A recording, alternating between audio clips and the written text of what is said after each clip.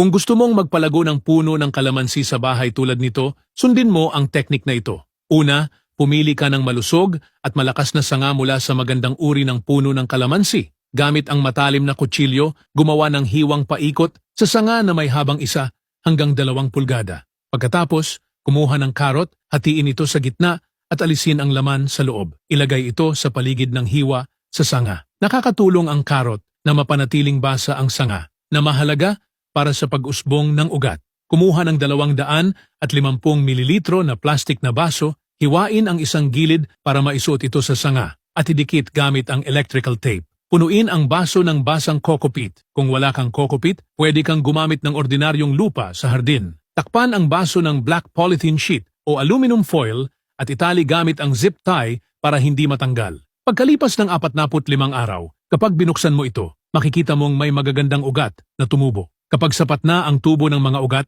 dahan-dahang putulin ang sanga mula sa punong pinagkuhanan at itanim ito sa paso. Pagkalipas ng 1 taon, handa na ang halaman na mamunga.